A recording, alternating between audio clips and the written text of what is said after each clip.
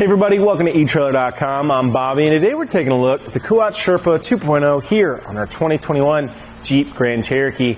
Now guys, this is going to be an awesome, excellent, stylish way of getting your bikes to your destination. Not only that though, it's still going to give you a great capacity rating of about 40 pounds per bike.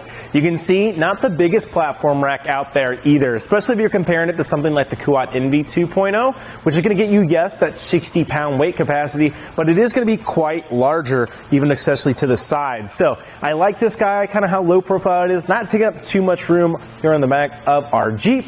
And of course, got that nice copper accents throughout it. However, it does come in multiple colors, does come in the gunmetal gray, as you can see, and the pearl as well. So that can be a nice little way of changing it up if you want to suit that to your vehicle's color. We are going to have a front tire hold format on here though. That's going to go ahead and allow us to clamp on that front tire. And what that means for ourselves, we can go ahead, be sure in the knowledge of bringing our carbon frame bikes with us, as we don't have any of that frame contact, so we aren't going to be warping and deteriorating our frames. And with that too, you know, a lot of times you're looking at hanging style racks or middle post kind of hookups.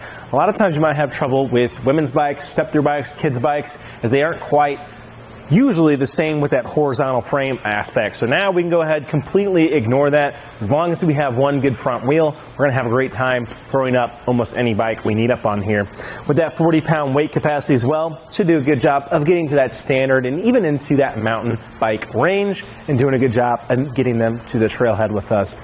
As you guys can see though, that ratcheting arm makes it really easy to go ahead and move it for itself. That lever is gonna go ahead and allow us to get it up, allowing ourselves to ratchet down without coming undone on our tire.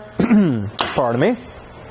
On that front cradle too, you are seeing that guy being able to kind of come out. One thing I really like about it, kind of acts as a wheel chock, not going to allow your excuse me guys, your bike to actually fall off of your carrier, even if that back wheel is going to be doing a little bit of an overhang. So yes, it's a shorter platform, but even if you had a little longer of a bike than we have here, if it is going to be utilizing that back cradle and tilting, as you guys can see on this side, and hanging down in here, and we secure the knowledge that that front tire hold is going to do a good job of actually holding on to our bike the entire time. So now the ratcheting strap here, nothing too crazy to write about, but it does have a nice little matting here on the inside, so it does a good job of preventing any damage to that tire rim as it is sitting on there. But one excellent little feature with the Kuat Sherpa, guys, we actually can tilt this away from our vehicle while our bikes are still loaded on it. To do so, we just come right up to this lever right here, simply pull it to us and allow our mast to swing down. That's going to allow us to go ahead, pop open the back of our hatch like so, and now we can get those bike helmets, coolers, anything we might need from the back here of our Jeep Grand Cherokee. And of course, can be a nice little spot to go ahead, start changing your shoes as well. You can use the carrier for that. And it's kind of nice, you actually have this whole space you can access, even with our bike still hanging on here. So whether at the gas station, at the trailhead, gonna have nice, easy access for ourselves, which is really hard to beat. To bring it up, we just walk it. It's gonna go ahead and click in position. No pins or clips to have to worry about. Pretty hands-free other than getting it up to that spot for itself. Well, it's not gonna take too much time to actually get the bike off. Let's go ahead and see how we can do that. All we have to do, press in on that lever right there to release our rear wheel. Go ahead and set that strip to the side, but that does bring us to our last point of contact here on our bike. So let's make sure we are holding on to it. Don't want it tilting into the vehicle or ourselves, cause any damage. And we can just simply press in on that lever, get that arm set to the side, push it down, lift our bike, and already we're ready to ride. So very, very easy system to utilize. And I really do like that front wheel cradle.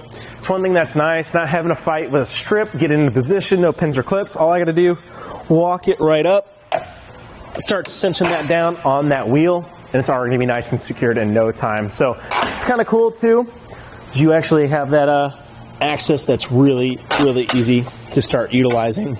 I do like how these guys have a pretty good resistance to on them. It takes quite a lot to actually get them to move, so especially as we go ahead and fold this up here in a little bit, you're going to see that's going to be really nice of making sure we don't have any contact with our vehicle. Now, one thing we want to keep in mind, guys, is going to be our clearance in this position. So here at the very bottom, we are somewhat extended from that rear axle, so let's go ahead and see from the bottom of the ground to the very end of our carrier is going to be putting us right at 21.5 inches there to the bottom. So Keep in mind, as those front wheels go up, the back will go down, and so will your hitch mounted accessories. So let's just be careful of that. We're not going to be too far from that rear axle, as you said, but it's just definitely something to be conscious of if you have any kind of steep terrain that you are going to be approaching.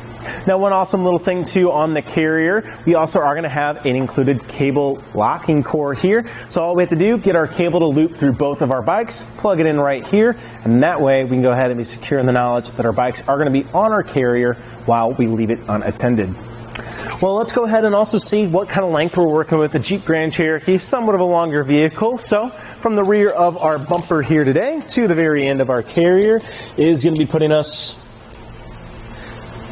at about 31 3/4 inches there to the very end, maybe just a tad or a hair above that. So definitely not going to be the longest carrier out there, and we still have a way of quickly shortening it down.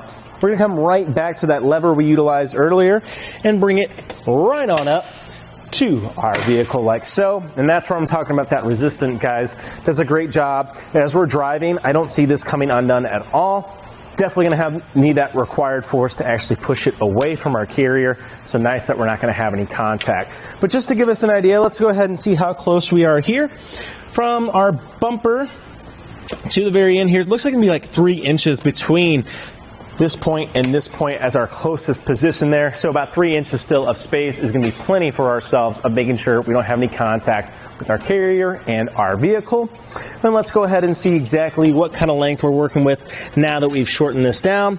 And it looks like from the rear of the bumper to the very end is going to be about 13 15/16 of an inch right to the very end of that anti-rattle device. So really nice that we can shorten that down in relatively no time. It's going to be really easy to pull this in the garage. We're supposed to with a trailhead and just need a little bit more maneuverability. We're definitely going to get it with one easy maneuver. Well, let's go ahead and move our way one more time to our clearance in this position just to be sure. And from the rear of the bottom here to the ground is going to be putting us at 12 and about 1/4. I'm almost a half there, guys. So about 3/8 of an inch there to the ground. So about 12 3/8. Plenty of space, in my opinion, especially with us being so close to that rear axle. I don't think we're going to have any issue with it. And I'd definitely be more concerned, of course, when we actually have our bikes on it.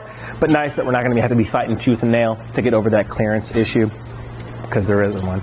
Moving our way to the inside, though, you can see we do have our 2-inch shank here today, and we just have a nice little alignment pin here, allowing ourselves to throw on our locking core. Now that will be key to like to that locking core on our platform, so that way we only have to have one key to make sure we can get both our rack secured to our vehicle and our bike secured to our carrier.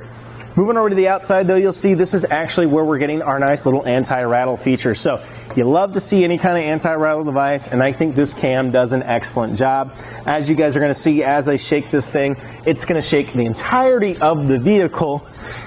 That means we're bringing this all in line to one system, making for a smoother ride for ourselves as we drive, our bike rack, but especially our bikes. And I really like that anti-rattle because I'm not having to get underneath my hitch all the time to tighten this up. I don't need any tools. All I have to do, throw in that alignment pin and start getting that locking core on there and start tightening it down, even while I just stand right here.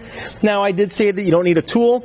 It does come with a little Allen wrench as well to allow us to tighten that down a lot, and that's going to be great if you find yourself taking this on longer and longer road trips, or you just got a little bit extra weight on there, really want to make sure it's nice and tightened down, and that way we can be secure in the knowledge that it's not going to come undone as we are driving.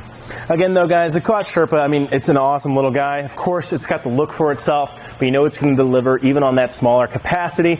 Again, though, if you're needing that bigger capacity, or if you want maybe a 4-bike rack system, the Kuat NV 2.0 can be a great little pickup because you also are getting 60 pounds per bike on that guy, and you can get up to that 4-bike model. So that can be a great little pickup if you're looking to expand your family or your friends in the future. Well, guys, I think that about does it for our look at the Kuat Sherpa 2.0 here on our 2021 Jeep Grand Cherokee. I'm Bobby. Thank you for watching. Here on our test course, we'll start by going through the slalom. This is going to show us the side-to-side action, which simulates turning corners or evasive maneuvers. Once we get to the alternating speed bumps, we'll see the twisting action. This will simulate hitting a curb or a pothole or driving over uneven pavement.